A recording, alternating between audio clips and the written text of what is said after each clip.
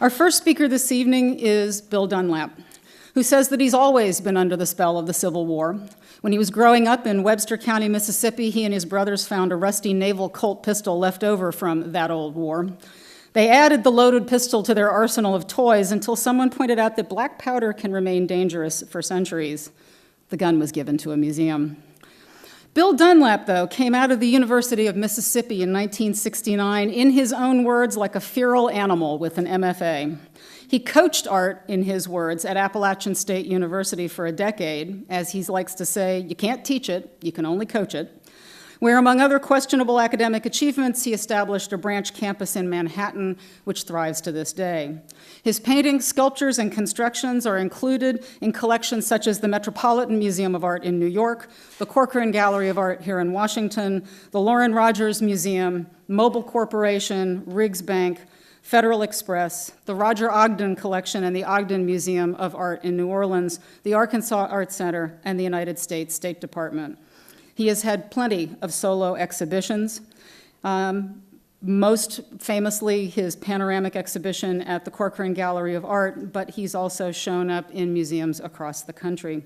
His Panorama of the American Landscape, a 14-panel, 112-foot-long cyclorama painting depicting a contemporary view of the Shenandoah Valley in the summer and Antietam battlefield in the winter, was commissioned for the Rotunda Gallery at the Corcoran in 1985, and since that debut, it has been shown in a dozen American museums and art centers, most recently at the Chrysler Museum in Norfolk, Virginia.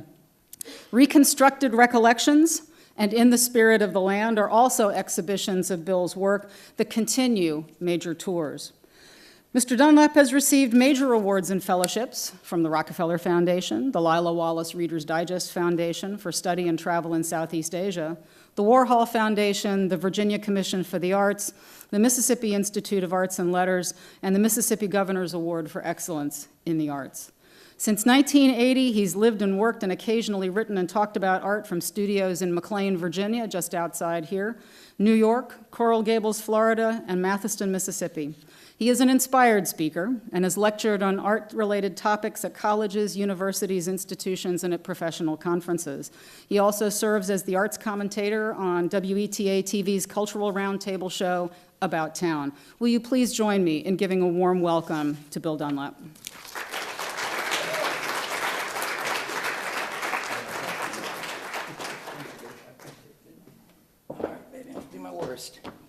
Thank you, Eleanor. I appreciate that. That's so good.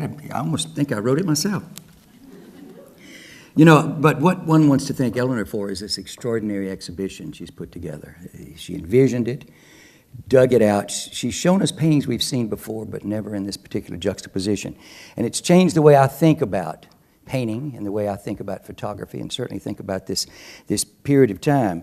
As she said, I hail from a part of the world that was very much affected by that war. I don't have to do much more than open my mouth for the self-evident fact of my southernness to become plain. And you know, even today, that makes a lot of people uncomfortable. And I am uncomfortable with their uncomfortableness. But stereotypical behavior, what can you do about it? Except recognize it, point it out, and move on. I was at a dinner party some years ago, a smart dinner party on the Upper West Side, and the conversation was about America and its various and sundry regions and how none of them rose to the level of New York, which I tended to agree with. And a young woman, a very bright young woman who recently graduated from Brown University said, Bill, what do you think about the Civil War?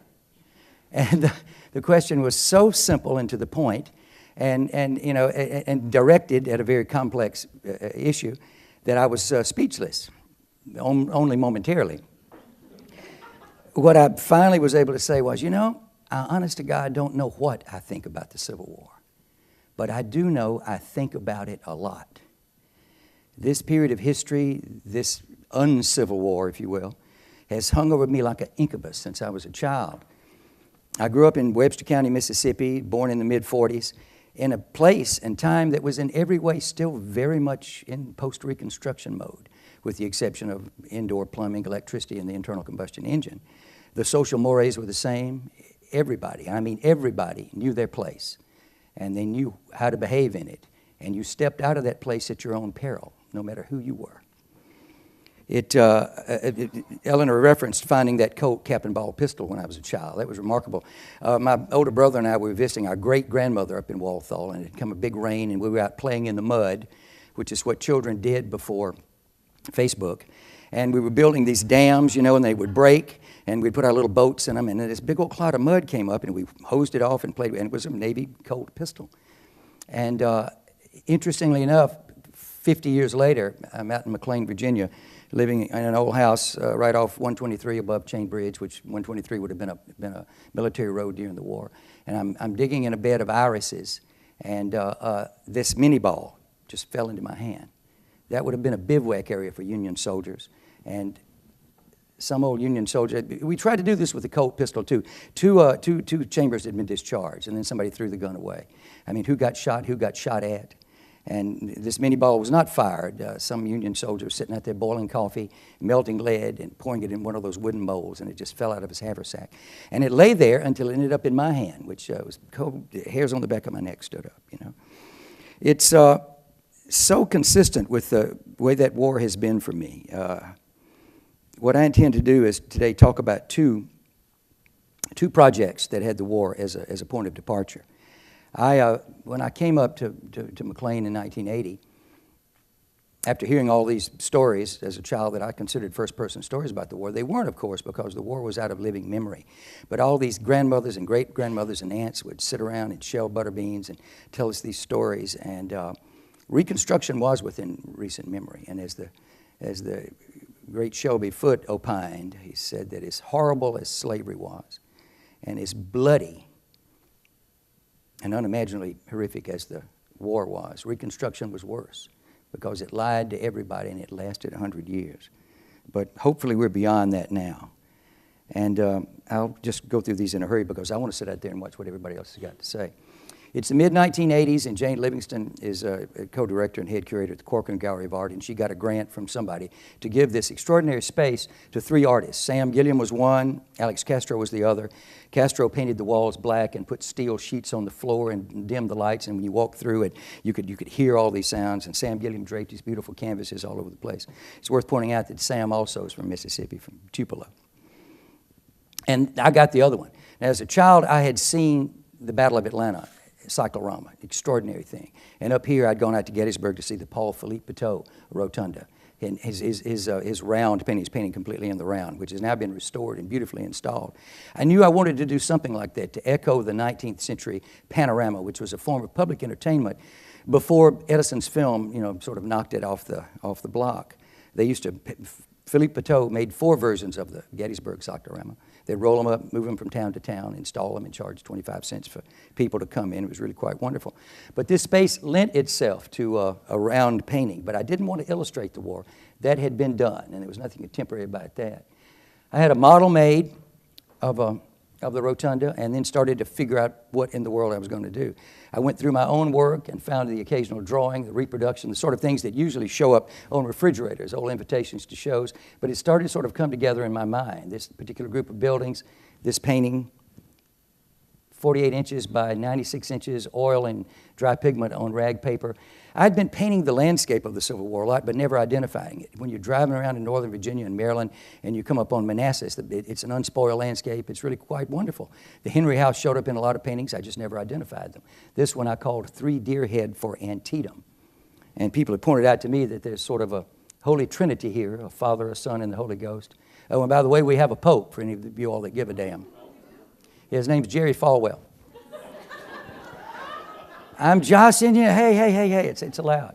This is a fairly accurate painting of the, oh, you're Googling it. I can tell y'all are Googling the damn Pope, aren't you? Leave that man alone. We'll have him for 15 or 20 minutes. But this is the landscape right in front of the Visitor Center. That's the Roulette House. Bloody Lane would be right over here somewhere. And these deer head ended up at the bottom in quite an interesting way. Artists always keep in these sketchbooks. I made this little drawing right here, which just slipped into a sketchbook in October of 1981. These 3 deer head were in a hunting camp where I was. Had been invited to go out to eastern Oregon on a deer hunt. And one of those big old deer walked up in front of me on the first day of the season, and I shot him. And it's a surprise to me to this very day how easy it was. This was a mammal that was larger than I was. But there's something mystical about being in the woods with a gun. If I was there with my sketchbook and my camera, I'd be an artist. But since I was the hunter, he was the hunted. And we got that business over with. I made the drawings, and we were in the woods for 10 days. And I stuck it in the sketchbook, and that's a little drawing of the antietam deal. I've been on both sides of this hunting question, y'all. And when I was in about the 7th, 8th grade, and I grew up hunting and fishing. It's part of the culture in Mississippi.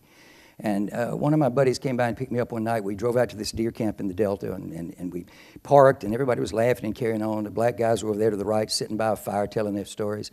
And there was a big cage with these naked carcasses in it. And I walked over to the camp house, and these men were in there drinking. And they were cussing the black folks, and they were cussing the Kennedys. And one old boy was outside trying to shoot an owl. He couldn't see it, and I said, nope, it's not for me. I'm not going to do this anymore. Hunting became a very accurate metaphor for all that was wrong with my part of the world, it seemed to me. And so I did not go back into the woods with a gun until October of 1981. And this is a beautiful part of the world, too, the Malheur National Forest. It's where Lewis and Clark traversed on their way to the Great Northwest. And, we didn't have any outside communication, to say the least. But when we came out and stopped at John Day, Oregon to fill up our cars with gas, there were two headlines. One was, "This is the greatest deer harvest in Oregon's history." And the other was that Anwar Sadat had just been shot by his own bodyguards, the Army of God guys. If you want to Google something, Google Anwar Sadat and watch him die. This was, when you think about it, the kickoff, the first quarter of this East versus West ball game that's going on now that goes back to the Greeks and the Persians. But it's remarkable. This man, president of Egypt, if you need to be reminded, went to Israel, shook hands with Menachem Begin, signed a peace treaty, and sealed his own fate. So those two things were sort of seared into my mind. I came back and made this drawing using the old trick of perspective, something large in the foreground. Let it get smaller as it goes back. Deer head into infinity. And there's a little note here from John Ruskin about accurate observation. You know how we artists are. We always writing that stuff down. The other drawing that kind of made sense to me is I was sort of channeling my inner George Ennis. I really liked the fact that Mr. Ennis noticed that the railroads were playing havoc to his landscape. And in my case, it's landscapes I've been seeing for years, and all of a sudden industry started to show up. Maybe these are nuclear cooling towers, maybe they aren't. I don't know. I'm not sure how I feel about that. I like hitting the switch and having the lights come on, but here we've got this smoke, this effluent coming out into the air. The birds are flying into it. That's my famous Starnes house with a blue roof, because I already had enough red in it. And dogs in my work are always stand-ins for human beings, always. These Walker hounds are things I grew up with. My grandfather was an old fox hunter down in Mississippi. But he's not one of those guys that rode with the red jacket, and the horses had nothing to do with their fox hunting. These are boys that get together and put their dogs in a pack and turn them loose. That's when the fox is naturally out, and listen to the race. As you can see, my dogs are doing just like people, sniffing and licking, not paying any attention, and the world's coming apart around them. So these are the things that I thought would be the core of the panorama. Oh yeah, my New York dealer called me, Sherry, for instance. She was all excited. Harper's wanted to use that painting on the cover of an issue they were dedicating to agricultural policy. And the title of this piece is Agrarian Industrial Complex, play on the words of President Eisenhower when he left office and warned us against the military industrial. So I was pretty excited about having a painting of mine on the cover of a magazine that would be on the best coffee tables in America for a month. And then, as you see, they edited out my damn dogs. They took my sniffers and my lickers out. I called Sheila Berger, who was the art editor at the time and was raising hell with her, and she said, "Bill, did you cash the check?" I said, "All right, okay, let's go on to this next little deal." All right, so I'm making this panorama now, 14 canvases, 6 by 7 feet. Put my dogs in there, the hunters. I started in August, and the show opened in May. And I've never had more fun, never worked harder, had no social life. And here it's close to the deadline. I'm hitting real fast here. There they are. Just like a bunch of politicians, aren't they? It's extraordinary. That's the scale of the paintings. I've got a pretty big studio out in McLean, but I never saw the whole thing together. And for those of you at artists, you'll appreciate this. I could get 3 up at one time, and I'd put 3 up and work on them, make them work as individual paintings, and then also make them work as a group. And then I'd push one out and put another one down, and I worked on that until we installed them. That's the sort of scale there. That's the Antietam battlefield, the roulette house, same sort of thing you saw. And I did my best to superimpose a battlefield map across it. Any of you who go to these national parks, and they're really quite wonderful, and you get the battlefield map, you look at it, you can't tell a damn thing about it. It's just totally illegible. But that's, kind of probably what I did. This is the way it looked in the Corcoran, the Hunted. And you know about Antietam. I shouldn't have to tell this group this, but it's America's bloodiest day.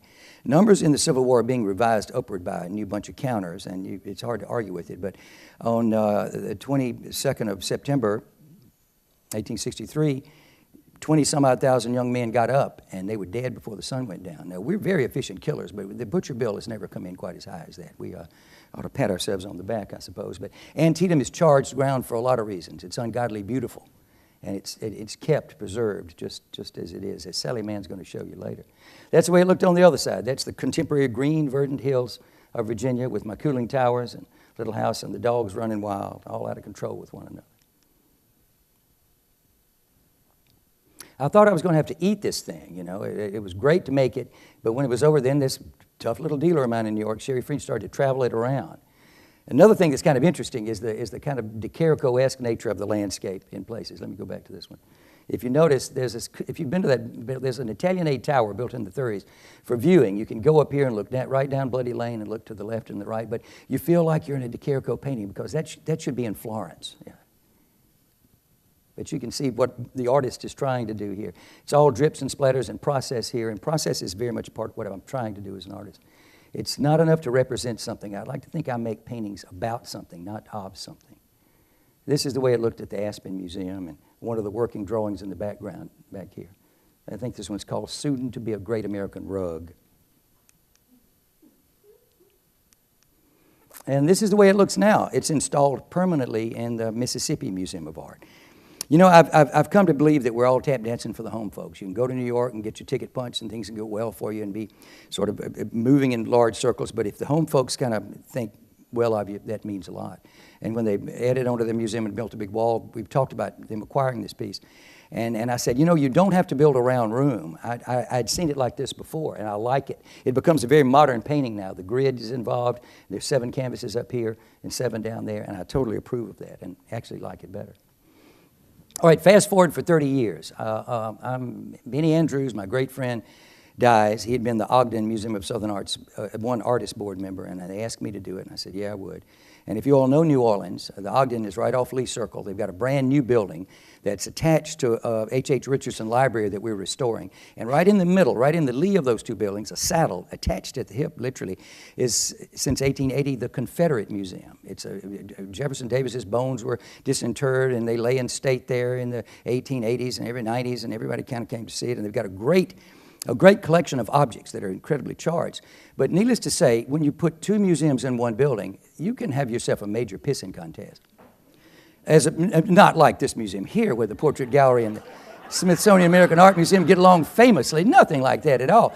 But these people lawyered up. They all got mad at each other. And one of their board members is my buddy Winston Groom. He's not just a terrific novelist. He wrote Forrest Gump and got filthy rich on that. But he's a great historian. He's written about Shiloh. He's got these great little small histories about well, not small at all, about the history of America that have to do with his family. He's on their board. I said, Winston, we got to do something about this.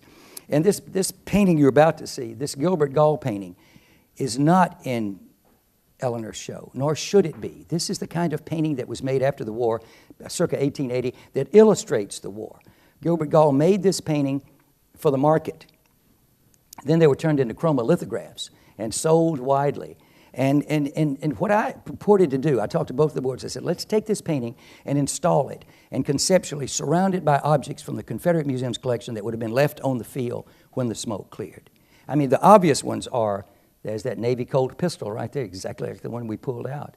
And there would be, haversacks and boxes and bullets, and they had plenty of that, but imagine, what else? Letters, tintypes. And this painting's worth deconstructing a little bit. I mean, one person at the Confederate Museum, one of their board members, said, we're not going to be involved with that painting because it's a Union painting. I said, wait a minute, man, it wouldn't be a battle if both sides weren't there, for Christ's sake. So it's pretty easy to read. Look at the arrogance of this Confederate officer up here. I know that guy. He was a KA at Ole Miss when I was there. I know that guy.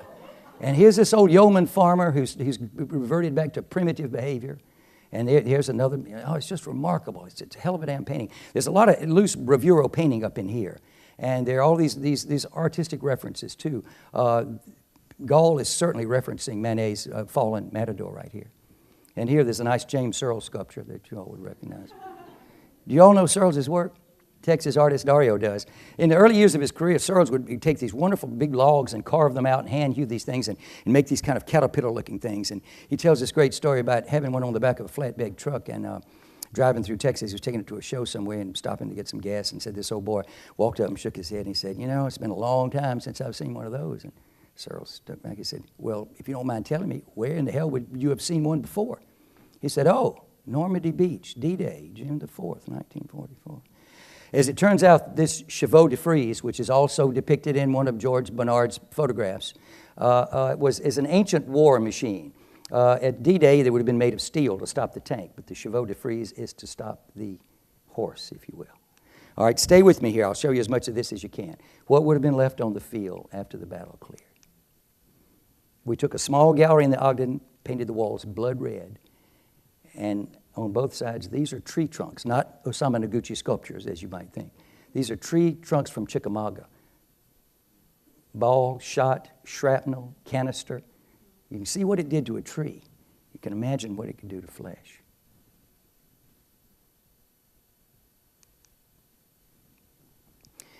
The curators at the Confederate Museum got all into this. They went into drawers, they went into storage areas they hadn't seen before, and found cards, dominoes, hand-carved, mess kits, any number of things. And there's that Colt pistol, just like the one we found.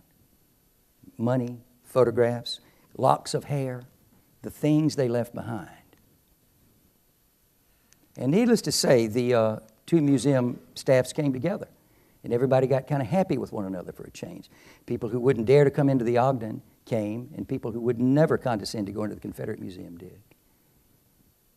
And they all lived happily ever after.